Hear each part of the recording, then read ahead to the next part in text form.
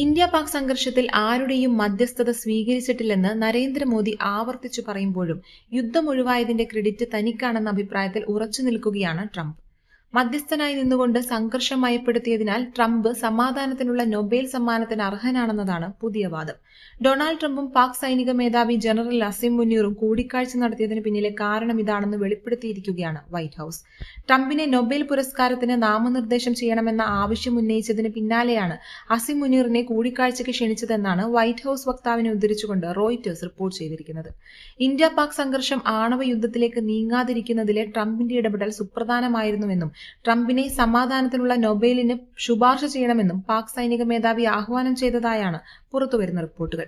ഇതിന് പിന്നാലെയാണ് Trump Asim മുനീറിന് വിരുന്നൊരുക്കിയതെന്ന് white house വക്താവ് അന്ന ഗെല്ലി പറയുന്നു. ഇരു രാജ്യങ്ങൾക്കും വ്യാപാര കരാർ വാഗ്ദാനം ചെയ്തതോടെ ഇന്ത്യ പാക് സായുധ സംഘർഷം തീരുകയായിരുന്നുവെന്നും താൻ ഇടപെട്ടതിനാൽ വലിയ ദുരന്തം ഒഴിവായെന്നും ട്രംപ് ആവർത്തിച്ച് അവകാശപ്പെടുന്നു.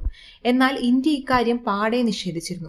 ഇന്ത്യ പാക് സംഘർഷത്തിൽ ആരുടെയും മധ്യസ്ഥത സ്വീകരിച്ചിട്ടില്ലെന്നും ഭാവിയിലും അത്തരത്തിലൊന്നുണ്ടാകില്ലെന്നുമായിരുന്നു മോദിയുടെ പ്രതികരണം.